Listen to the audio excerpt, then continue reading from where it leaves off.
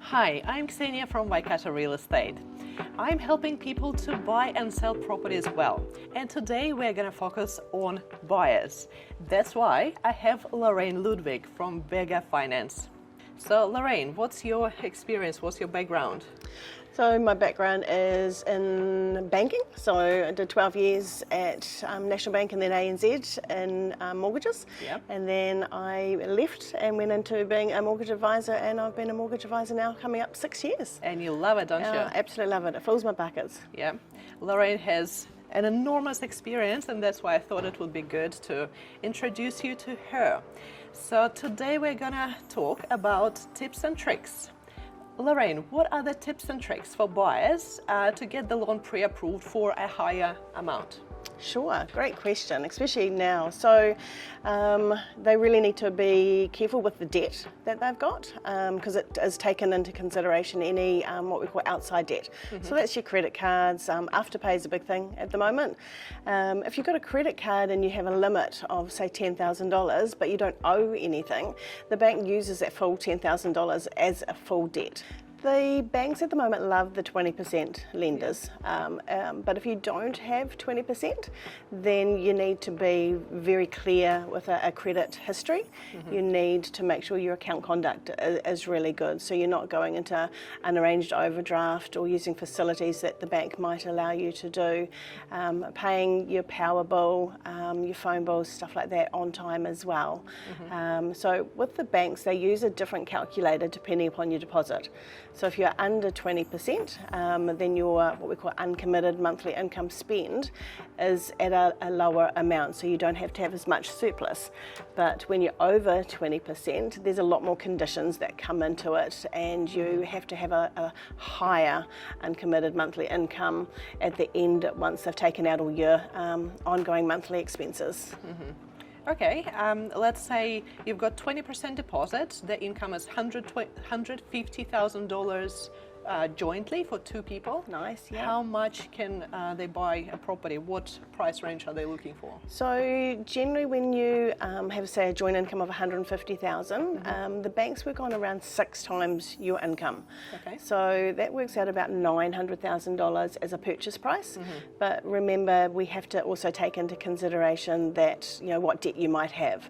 So it's a guide, and it gives an indication that we can sort of say to people, well, hey, if you've got 20% deposit, you know, that's absolutely fantastic, and your income is $150,000 joint, and then we look at, you know, dependents and all that sort of stuff.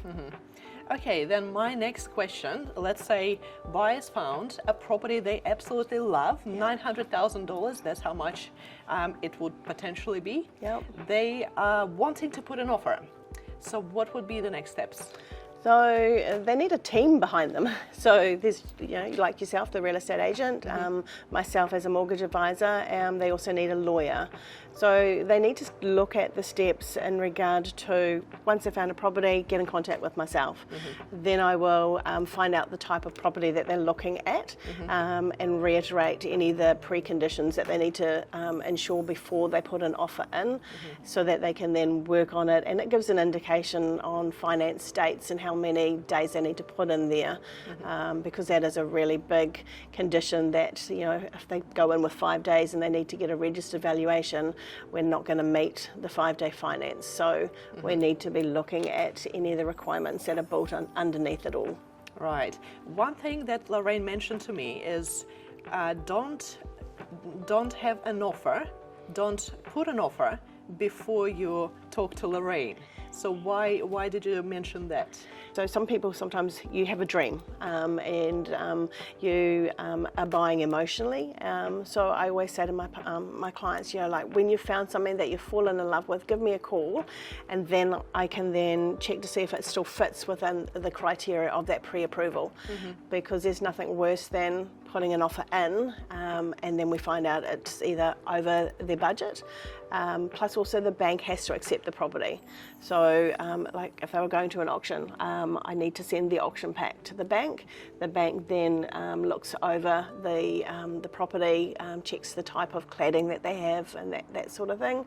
And then the bank will come back and say, yep, all good to go, or no, we're going to need, you know, building report or any other conditions amongst it. Yeah. Okay, so just to clarify, in the ideal world, you have the property you love, you have 900,000 pre-approval already. First, talk to Lorraine so she can go and have a look at the property just from bank's perspective and what they might find out about that property. And once Lorraine confirmed, then you can submit an offer. Usually salespeople like myself, we draw up an offer for you. And we include any conditions such as finance, it could be building, due diligence. And after that, I pass you on to a lawyer. You might have a lawyer who will review documents for you and make sure everything is ticked off and safe for you to sign. Yeah. I think we are getting to the next question. So new builds, you mentioned to me previously that loan pre-approval lasts for 90 days. Yeah. When someone wants to buy a brand new property, some properties are not yet completed. So what's the process and how do you go about renewal or expiry of 90 days? Yep. So if it is a brand new home and they're going to build, then there's lots of additional conditions and requirements that's needed. So you need things like the full building plans, you need the consents, you need title, confirmation of the builder's risk insurance and all that sort of stuff. So within the 90-day period, they're sort of working to get all that information.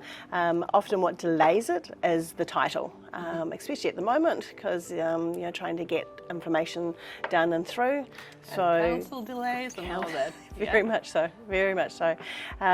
So everything is sent to the bank as well. So, you know, I review it, make sure, you know, any sunset clauses might be put in there. Again, the lawyer will go over those in more detail, but I'm checking anything in there as well for the client. The title side of things, after 90 days and the title hasn't come through, then prior to the 90 days, I'm contacting the client and saying to them, your pre-approval's coming up to expire, and then I can send it back to the bank, and I need updated bank statements and pay slips, and that's just making sure that there's no financial changes have happened to the client. So make sure nothing has changed. No more debt. Everything is, yes, yeah, okay. It's like, please don't take on any more debt, and that's something that I'll say to people, you know, this has been approved based on the snapshot of now, so don't go out and buy a new car, don't go and buy a new lounge suite or anything else like that. Did you find maybe? Okay, Lorraine, do you have any final tips for our listeners? I do. So the biggest tip that I would say is make sure you don't overspend. Be prepared to walk away. It's hard when the heart becomes involved, but yeah, always be prepared to walk away. Okay, and I think one tip from me is in a slower market, try not to spend money up front getting building report and things like that done, because in a slower market you have more options. And if you are in competition, that changes. But first, go through Lorraine, make sure the pre-approval is ready and you can submit an offer. So that's the thing from me. Awesome.